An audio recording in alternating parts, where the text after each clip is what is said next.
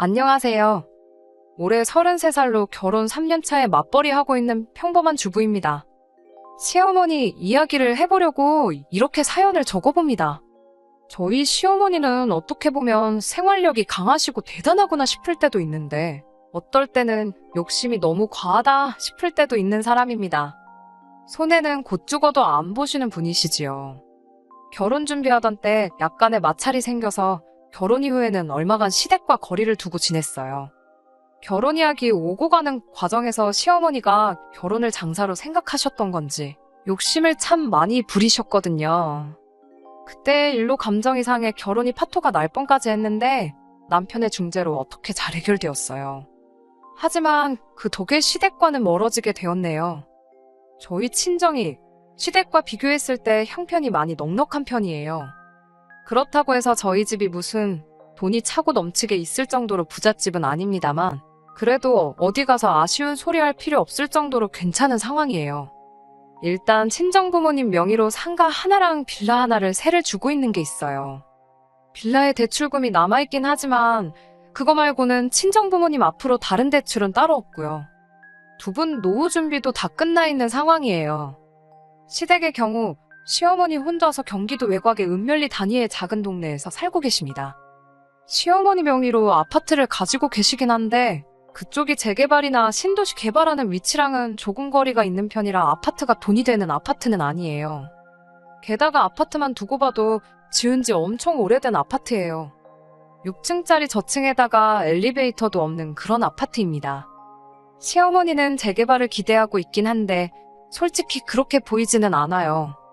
부동산에 대해서 잘 모르는 제가 봐도 위치적으로 보나 뭐로 보나 메리트가 전혀 없거든요. 그래도 신도시 계획 사업이 추진돼서 주변은 발전하고 있긴 한 것 같은데 시어머니 사는 집은 전혀 아니에요. 게다가 어디 구석으로 들어가서 언덕 위에 있는 곳이라 위치적 접근성도 빵점이고 동도 4개동인가 밖에 없어 단지도 작은 편이라서 재건축 기대도 없는 거나 마찬가지라고 하더라고요. 차라리 어디서 부지를 사서 아예 다른 시설이 들어온다면 가능성이 있다고는 하는데 아무튼 주변 부동산 이야기만 들어봐도 별로 좋은 곳이 아닙니다.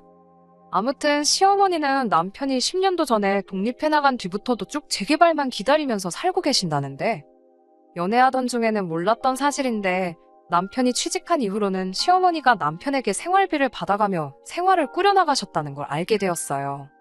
남편이 집안 형편이 어려울지라도 사람 하나는 참 성실하고 좋은 사람입니다. 남편하고는 연애 결혼을 했는데 서로 집안 형편에 대해서 이야기를 주고받을 일이 없었다 보니 연애하면서는 이 상황을 알지 못했어요. 남편 또한 저희 집이 넉넉한 상황이라는 걸 전혀 모르는 상황이었던 거지요. 애초에 처음 남편과 연애를 시작했을 때는 결혼을 염두에 두고 연애를 시작한 게 아니었습니다. 그런데 한 해 만나고 두 해 만나고 그렇게 인연을 쭉 이어오다 보니 사람이 한결같고 참 진국이다 하는 생각이 들면서 자연스럽게 결혼에 대해서 생각해보게 되었습니다. 적어도 사람 속썩이거나 하는 일은 없겠다. 가족을 위해 평생을 헌신하겠다. 그런 믿음을 주는 사람이었어요. 하지만 연애 기간이 1년에서 2년, 3년 점점 길어지기만 하는데 저희가 무슨 20대 초중반 한참 때 이 사람 저 사람 만나가며 하는 연애도 아니고 충분히 결혼을 진지하게 생각할 나이가 되었는데도 남편 입에서 도통 결혼하자는 이야기가 나오지가 않았어요. 저 혼자만 결혼 생각을 하는 건가, 김칫국만 혼자서 한 사발 마시고 있는 건가 싶기도 했고 이렇게 괜히 저도 나이만 먹고 홍기 다 차서 소박 맞는 거 아닌가 하는 생각도 들어서 결국엔 결혼 이야기도 답답해진 제가 먼저 꺼내게 되었습니다. 그런데 남편이 주저하면서 처음으로 자기 집안 형편에 대해서 솔직하게 말을 해줘서 그때가 돼서야 남편 집안 형편에 대해서 알게 되었어요. 남편은 그럭저럭 괜찮은 회사에 다니고 경력도 10년 가까이 돼서 받는 연봉도 상당했었습니다. 그런데 그걸 떠나서 어머니가 홀어머니고 그나마 본인 명의로 아파트 하나 가지고 있긴 하지만 노후 준비가 되어 계신 것도 아니고 그거 말고는 아무것도 없는 거나 마찬가지라서 자기가 취직한 이래로 매달 어머니한테 100만 원씩 드리고 있는 상황이라는 사실도 그때 처음 알게 되었습니다. 남편이 결혼에 자신이 없었던 건 자신이 처한 그런 상황 때문이었어요. 세상에 어느 배우자가 어머니한테 달마다 100만 원씩 보내는 남자를 결혼 상대로 보겠냐고 자신 없어 했지요. 그런데 생활비 100만 원까지 거 못 드릴 것도 없는 액수 아닌가 싶었어요.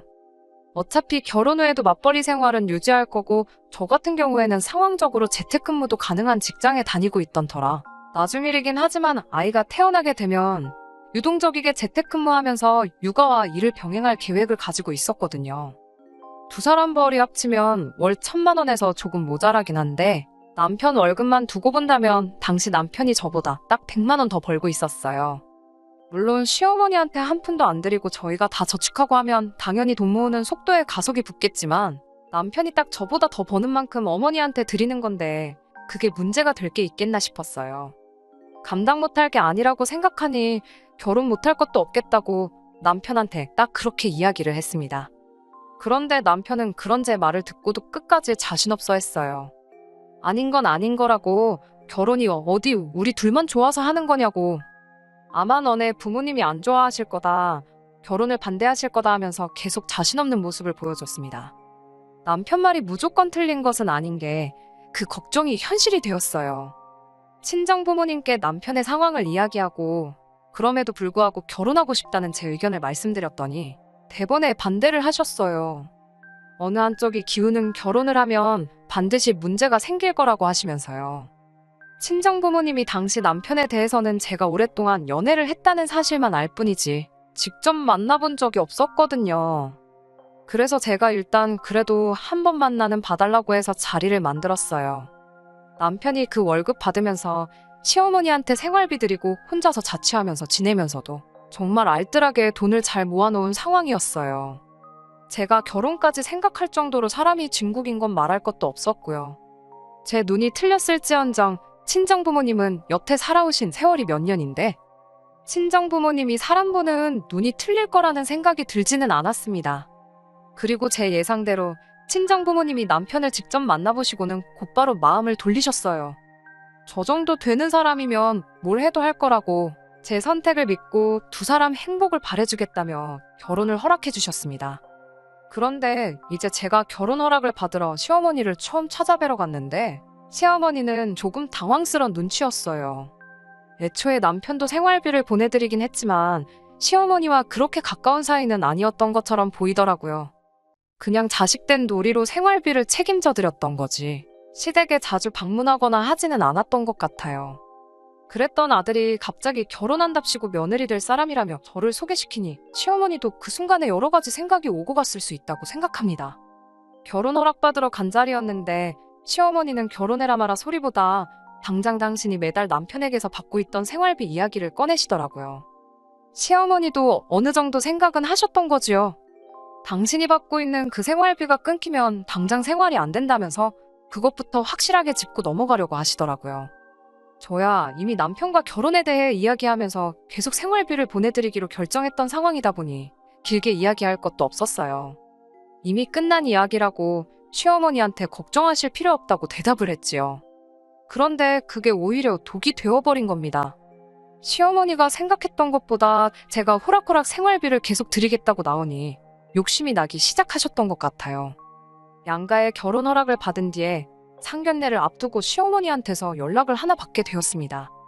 그동안 아들이 혼자 나가 살면서 고생하는 거 알고 그래서 부담스러울까봐 말을 안 해서 말인데 당장 아들 취직한 지가 10년도 더 넘었다고. 그때랑 비교하면 지금 물가도 많이 오른 거 알지 않느냐고 저한테 먼저 질문을 하시곤 사실 100만 원 보내주는 생활비로는 당장 사는 게 힘들었다는 이야기를 하시더라고요. 그리고 이제 결혼도 하니 이제 못해도 200만 원씩은 받는 게 좋겠다고 생활비 액수를 2배로 올려서 저한테 통보를 하셨어요. 그게 싫다면 결혼할 때 현금 해단으로 5천 정도를 해오라고 하더라고요. 일단 상의해보겠다 하고 전화를 끊긴 했는데 그걸 친정부모님한테 말을 할 수는 없겠더라고요. 남편이 당시 돈을 잘 모아놓긴 했다지만 그거야 혼자서 자취하면서 어머니한테 생활비까지 보내드리는 상황인 걸 감안했을 때야 알뜰하게 모은 거지. 매달 100만 원씩이라도 10년이면 1억이 넘는 큰 돈이잖아요. 거기에 저도 여태껏 벌어놓은 돈을 물 쓰듯 펑펑 쓰면서 있던 것도 아니고 저도 열심히 잘 모아놓았다 보니 남편이 모아놓은 돈보다는 부족하긴 했지만 적당할 만큼의 저금은 저도 가지고 있었습니다. 더불어서 친정부모님께서도 여유가 있으시다 보니 저희 신혼살림 차리는데 모자란 만큼은 지원을 해줄 테니 괜히 대출 같은 거 받아서 돈 갚고 그러지 말라고까지 이야기가 되었던 상황이었던지라. 반반 결혼하는 것도 아니고 저희 쪽에서 명백하게 더 많은 돈을 해가는 상황이었는데 거기에 현금에 단 5천을 준비하라고 말을 할 수는 없는 노릇이잖아요. 차라리 반반 결혼이었다면 어떻게 해보기야 하겠는데 싶더라고요. 그리고 친정부모님도 형편이 한쪽으로 기운 결혼에 대해 부정적으로 생각했던 가장 큰 이유 중 하나가 그거였기 때문에 이 이야기를 꺼내면 큰일이 나겠구나 싶어서 난감했어요. 그런데 남편이 벌써 나서서 상황을 정리를 해버리더라고요. 시어머니한테 어머니 때문에 이 결혼이 잘못되면 매달 보내드리던 100만 원도 안 보내드리는 수가 있다고. 뭐 그런 식으로 이야기를 해서 시어머니가 아무 말도 못하게 상황을 정리했던 거예요. 그 뒤로 결혼식 당일까지 시어머니랑 친정부모님이 상견례 이후로 따로 만날 일이 없어서 별탈 없이 결혼 준비를 할 수 있었습니다. 그런데 결혼식 날에 일이 터져버린 거예요. 시어머니가 친정부모님 앞대다 두고 예단 이야기를 직접 꺼낸 건 아닌데 신부 측, 그러니까 제 앞으로 들어온 축의금을 당신이 다 가져가면 어떻겠냐고 말도 안 되는 요구를 대놓고 하신 거예요. 저는 신부 대기실에 있느라 상황을 몰랐는데 남편 말에 의하면 이대로 하객들 다 모아놓은 자리에서 결혼식이 파토가 나버리겠구나 이런 생각이 들었답니다. 아무튼 그 상황도 어떻게 남편이 잘 수습을 했더라고요. 그리고 중간에서 친정부모님께도 잘 말해서 결혼식은 무리 없이 진행될 수는 있었습니다. 하지만 아무래도 그런 일이 있었다 보니 처음 말씀드렸던 것처럼 신혼살림 차린 이후부터 시댁에는 신경을 쓰기 조금 그런 상황이 되어서 시댁과는 멀리 지내게 되었습니다. 대신 다른 건 몰라도 매달 보내던 생활비는 꼬박꼬박 잘 챙겨서 보냈어요. 명절 때도 어버이날 때도 시댁에는 발길조차 하지 않았습니다. 제가 가보자고 해도 남편이 싫다고 계속 거절을 했어요. 그렇게 무슨 일만 있으면 친정부모님하고 같이 시간을 보냈는데 남편이 워낙에 잘하기도 했지만 한편으로는 조금 외로워 보일 때도 있었습니다.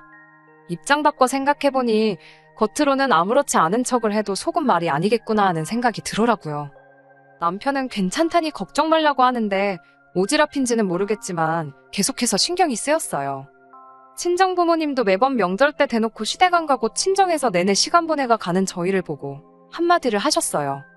아무리 그런 일이 있었다고 해도 그러면 안 된다고, 이럴 때일수록 더 잘해야 한다고 조언을 해주시더라고요. 시어머니 상황도 이해할 수 있고 그때는 그랬지만 지금은 시간도 어느 정도 지났으니 괜찮다고. 돈 얼마 때문에 부모 자식 간에 연을 끊을 수가 있냐며 이젠 시댁도 챙기라고 하셔서 결국 반강제적으로 시댁과 다시 연을 이어가게 되었습니다. 남편은 부담스러워하긴 했지만 그래도 속은 한결 후련하겠구나 싶었어요. 매달 빠짐없이 돈을 보내긴 했지만 연락을 안 하고 지낸 게 괘씸해서 그랬나 결혼 후 1년이나 지나고 나서야 다시 상봉했는데 크게 관심을 갖지는 않으셨어요. 오히려 귀찮다는 분위기만 팍팍 내셨고요. 대신 다른 건 몰라도 명절 때랑 어버이날 그리고 생신 때 제가 따로 드리던 봉투가 있었는데 그때만큼은 엄청 좋아하셨던 기억이 있네요. 아무튼 그렇게 남편과 3년간 결혼 생활을 잘 이어오고 있었습니다. 그런데 올해 초부터 시어머니가 무릎이 많이 안 좋아졌다며 자주 연락을 해오셨어요. 원래도 관절이 약한 편이라고 들었는데 어디서 무릎 인공관절 수술에 대한 이야기를 듣고 오셔서는 그걸 받고 싶다는 이야기를 꺼냈습니다. 병원에 가서 상담을 받아봤는데 병원 쪽에서는 아직 시어머니 나이도 인공관절 수술을 받기에는 조금 이른 느낌이 있기도 하고 엑스레이랑 기타 검사 결과를 보면 아직 수술을 받아야 할 만큼 심각한 상황이 아니라는 소견을 말해주더라고요. 인공관절도 유통기한 비슷한 게 있다 보니 평생 쓸 수 있는 적절한 나이에 받는 게 제일 좋다고 이야기를 하니 그 말도 일리가 있어서 이해가 가더라고요. 그래서 저희는 좀 더 지켜보기로 했어요.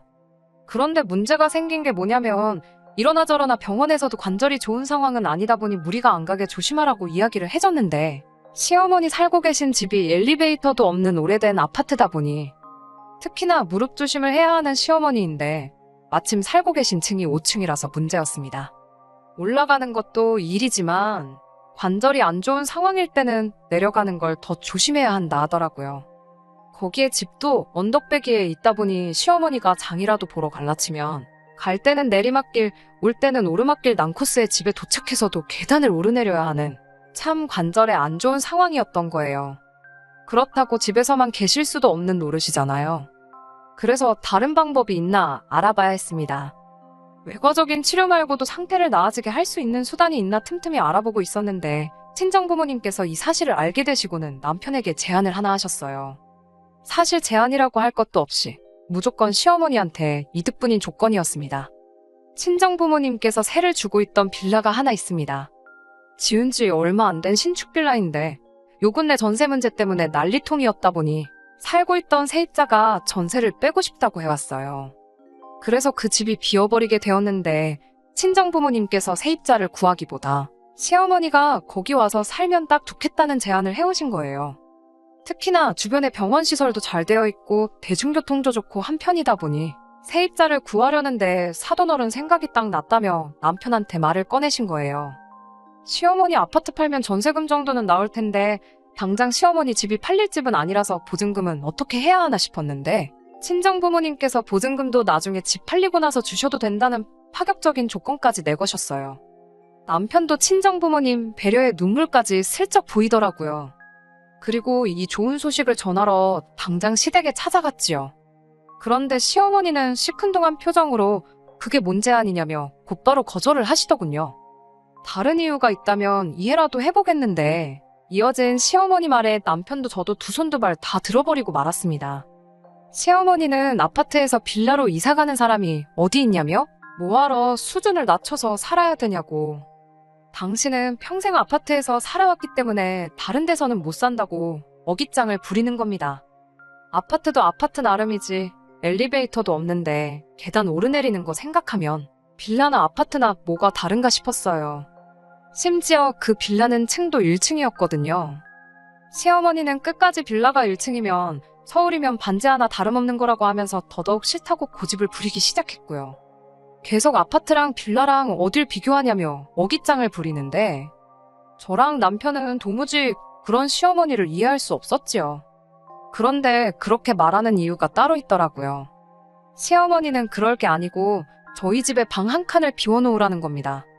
이제 당신도 나이가 있으니 남들 다 받는 며느리 효도 좀 받으면서 편하게 노후를 즐겨야겠다고 대놓고 합가 요구를 하는 거예요.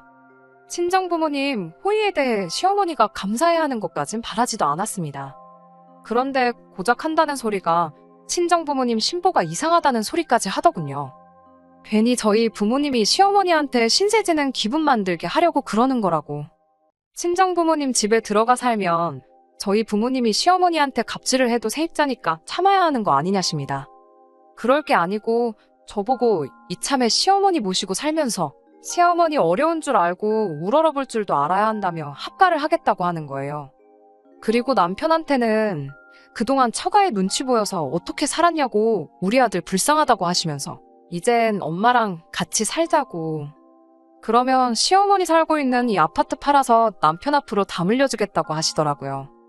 시어머니는 집을 물려줄 거니 무조건 나쁜 조건이 아니라는데 이야기 듣던 남편이 시어머니를 향해서 빽 소리를 지르더라고요. 어머니는 왜 그렇게 욕심이 끝이 없냐고.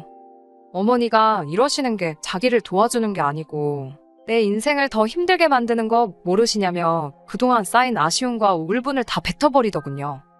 여태까지 자기가 매달 생활비라 보내준 돈만 다 합쳐도 어머니 살고 있는 이 집 한 채는 살 수 있었다고. 이제 와서 그거 돌려받는다고 기쁠 게 뭐가 있겠냐며 싫다고 하더라고요. 시어머니는 그 상황에서도 아들이 저렇게 된 건 며느리 탓이라며 제 탓을 하시는 겁니다. 없는 집 자식이라고 돈 좀 있다고 얼마나 눈칫밥을 먹이고 살았으면 이런 소리를 하냐며 우리 아들 기죽고 사는 꼴은 못 보겠다고 당장이라도 이혼하라고 하시는데 남편이 저랑 이혼할 바에 어머니랑 연을 끊겠다고 큰 소리치고 빌라도 그냥 없던 일로 물을 테니 그러신 줄 알라 말하고 시댁에서 뛰쳐나왔습니다. 시어머니한테서 다시 연락이 온 건 그날로부터 2주가 더 지나서입니다. 저한테 다시 연락해서는 다리가 아파서 도무지 안 되겠다며 빌라로 들어가 사시겠다 하는데 남편이 전화기 뺐더니 그 빌라는 벌써 세입자 들어왔다고 물 건너갔으니 꿈깨시라고 이야기하대요. 2주 사이에 세입자가 구해진 건 아니에요. 친정부모님이 그렇게 하라고 했다고 당장 세입자 구하실 분들도 아니고요. 마침 또 전세대란에 이런저런 악재가 터져서 세입자 구하기도 시간이 좀 걸릴 것 같다 하시더라고요. 그래서 아직도 그 빌라는 빈집인 상황입니다. 남편에게 빈집인 거 알면서 말을 그렇게 하느냐 했더니 남편은 시어머니한테 앞으로 더 뭐 해드리고 싶은 마음이 없다고 딱 선을 긋더군요. 친정부모님께서는 남편에게 언제든지 마음이 바뀌거든 말해달라고 하긴 하셨는데 그래도 그 집을 영영 빈집으로 둘 수는 없으니 친한 부동산들에 연락해서 일단 전세 매물로 올려놓긴 하신 것 같더라고요. 결국 이렇게 시어머니가 남편 마음 못 돌리고 있으면 그 빌라 이야기는 없던 일이 되어버리고 말 것입니다. 시어머니, 괜히 며느리한테 효도받는 욕심 부리시다가 잘 받고 있던 아들 효도가 날아가 버리게 생겼네요. 남편이 저렇게 단호한 와중에 제가 나서서 이 상황을 해결해 볼 생각은 없는 것 같아요. 애초에 그렇게 할 필요도 못 느끼겠고요. 그냥 남편이 혼자 고민해보고 어떻게 할지 마음이 정해지면 그때가 돼서 남편이 하자는 대로 할 생각입니다. 괜히 제가 오지랖 부려서 나선다고 상황이 더 나아질 것처럼 보이지는 않네요. 끝까지 들어주셔서 감사합니다. 오늘의 사연은 여기까지입니다. 구독과 좋아요, 알람 설정 부탁드리고 더 좋은 사연으로 다시 찾아뵙겠습니다. 감사합니다.